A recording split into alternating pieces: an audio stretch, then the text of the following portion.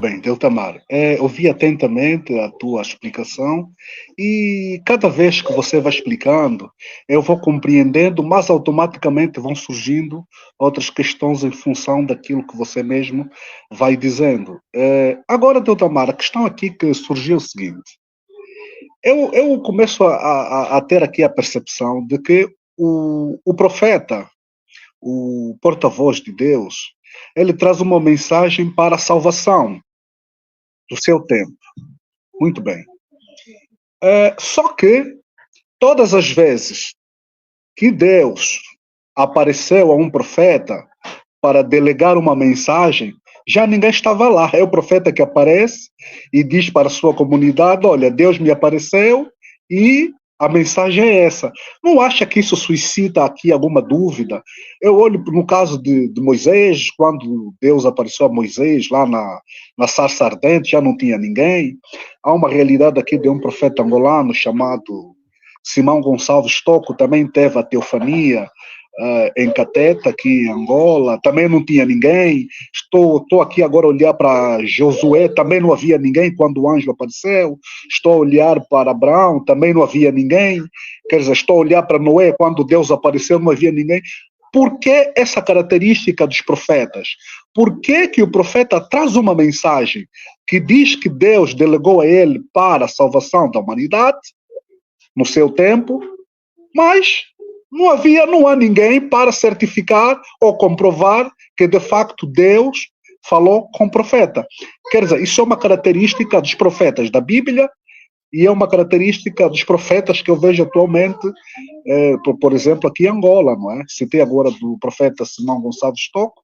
Há outros que se autodenominam também como profeta, mas eles dizem que tiveram uma experiência, um encontro com Deus, mas que não havia ninguém para certificar este encontro que o suposto profeta ou profeta teve com Deus. Essa característica suscita muita desconfiança. Quer argumentar sobre isso? Sim, muito obrigado pela pergunta. Então, tudo que Deus faz e a maneira como Deus faz é Deus também falando, porque Deus fala na sua expressão. Por exemplo, Deus fala pela sua criação. Quando você olha para a criação, você vê Deus se expressando. Quero dar aqui um exemplo. Quando aí na África há grupos de animais, e cada grupo de animal tem o seu líder. E dificilmente você vai encontrar um grupo de animal onde tem 2, 4, 5 líderes, geralmente, no natural. Eu sei que há grupos que sim, mas normalmente cada grupo tem um líder.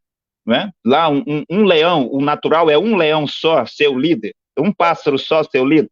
Eu estava dizendo que quando Deus fala, e a maneira como ele fala, ou aquilo que Deus faz, ou a maneira como ele faz aquilo, Deus está se expressando. As expressões de Deus também é a palavra de Deus. Eu estava dizendo que Deus, ele se expressa, Deus fala pela sua criação. Então, eu estava dizendo que na África tem grupos de animais, e normalmente, naturalmente, cada grupo de animal tem apenas um líder, um guia. Né? Claro que tem grupo de animais que pode ter mais de um, mas o normal é um guia para cada grupo de animais. Então, é Deus, de uma certa forma, dizendo que para o homem também será assim. Por exemplo, uma mulher, ela deve ter apenas uma cabeça, porque a mulher é um tipo da igreja, é um tipo do corpo do Senhor Jesus Cristo. E um corpo não pode ter duas cabeças. Então, quando você olha para as estrelas, você também vê a palavra de Deus. E o senhor sabia, senhor Alexandre, que as estrelas, né, os zodíacos, as constelações, é a palavra viva e atual de Deus. Antes que uma Bíblia fosse escrita na Terra, essa palavra que os profetas escreveram, tudo isso já estava nas constelações. Então, um profeta, ele pode olhar para uma constelação, ou para uma nebulosa, ele pode olhar para as galáxias e ele vê lá a palavra de Deus, ele vê a representação disso sobre a Terra. Um profeta pode olhar para uma constelação, uma nebulosa, e dizer: aquela constelação, aquela nebulosa é a nebulosa do islamismo, aquela nebulosa significa isto, aquela constelação significa aquilo.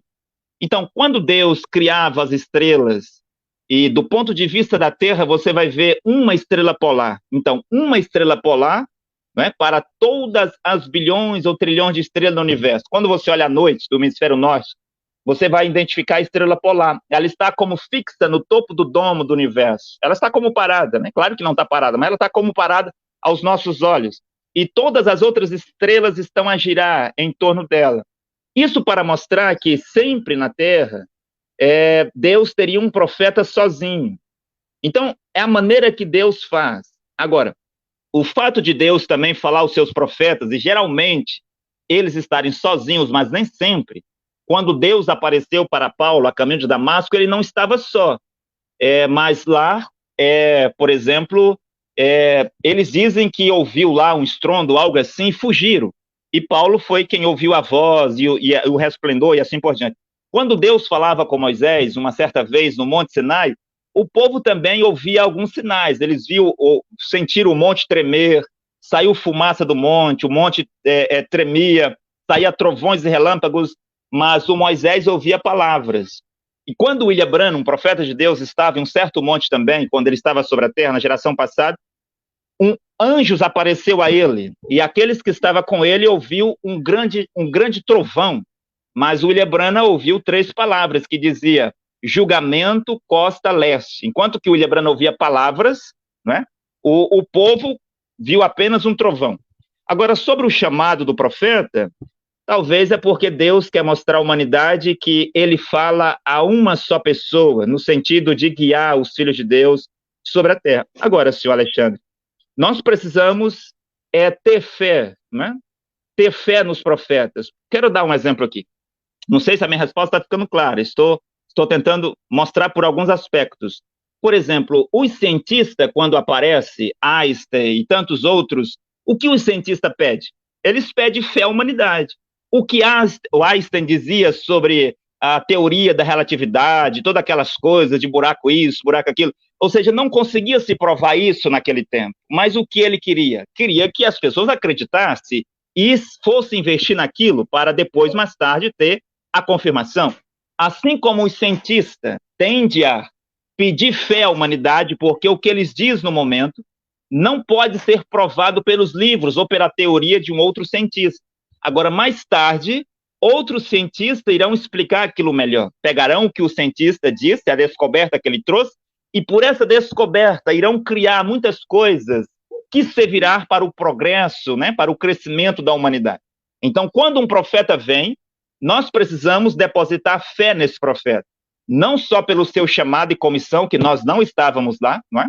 Então, temos que depositar fé nesse profeta, e também naquilo que ele diz. Porque muitas coisas que um profeta diz, você não consegue provar pela Bíblia, ou explicar pela Bíblia claramente. Então, quando Moisés escrevia os livros da Bíblia, os 5 livros primeiros, não tinha como alguém provar por uma outra Bíblia se o que ele dizia era verdadeiro. Eles tinham que acreditar em Moisés, tanto no seu chamado, que ninguém estava lá, só ele, as suas ovelhas, assim por diante, não é? E acreditar na sua mensagem. Quando o Senhor Jesus Cristo veio para dizer que ele era o Messias, tinha que se acreditar no que ele dizia. Quando Paulo veio, então é assim. Mas quando Deus faz isto, chamando o profeta sozinho, é como se Deus estivesse dizendo que Deus falará, não é, por aquele homem, e os outros devem ouvi-lo, porque se Deus fosse falar a todo mundo, Deus não escolheria um homem só para falar. Então, para mim, essa maneira de Deus falar com o homem sozinho é para dizer à humanidade que a humanidade deve ouvi-lo, né? Quero concluir para dizer que, assim como o sol, né, é um sol só para toda a terra, né? É apenas um sol para toda a terra, é assim que um profeta é para toda a humanidade. E aí, senhor Alexandre, me permita dizer isso também. Mesmo que há um sol, aí o cientista diz, não sei quantas milhares ou milhões de vezes maior que a Terra, né? Mas o sol não consegue, por maior que ele seja, o sol não consegue iluminar toda a Terra de uma vez. Quando uma parte da Terra está iluminada, uma outra parte da Terra está na escuridão. O que isso significa? Veja que também é a palavra de Deus. Significa que quando um profeta de Deus está sobre a terra, a sua mensagem é esta luz, como a luz do sol, que vai iluminar parte dos homens. E a outra parte dos homens estarão na escuridão. Então, quando Jesus estava sobre a terra, ele era esse sol, ele era esta luz. Então, parte dos judeus acreditava nele como sendo verdadeiro, e parte dos judeus continuava na escuridão de suas religiões. E sempre foi assim antes de Jesus, e é assim hoje. Então, hoje, se Caco Filipe é o verdadeiro profeta de Deus, mesmo, me permita dizer isso, senhor Alexandre, Caco Filipe, ele é o maior de todos os profetas que já vieram à Terra desde Moisés, um negro africano, maior do que todos os profetas, incluindo Jesus de Nazaré no seu ministério profético. Caco Filipe, um negro africano. Agora, mesmo Caco Filipe, com toda essa grandeza como profeta, a humanidade inteira não irá acreditar nele. Alguns irão acreditar, andarão na luz, e até outros irão usufruir desta luz, senhor Alexandre, porque muitas pessoas vão usar a mensagem do profeta Caco Filipe para conhecimento. E eles usarão isso e pregarão aquilo que lhes interessa nas suas igrejas, não é? Mas eles não querem seguir o profeta. Mas uma outra parte da humanidade vai estar em escuridão. Então nós precisamos depositar no profeta a fé. Precisamos depositar no profeta a fé, assim como nós depositamos para o cientista. Uma coisa importante que o senhor diz, com respeito, penso que, não sei se o senhor falou, Simão Toco, né?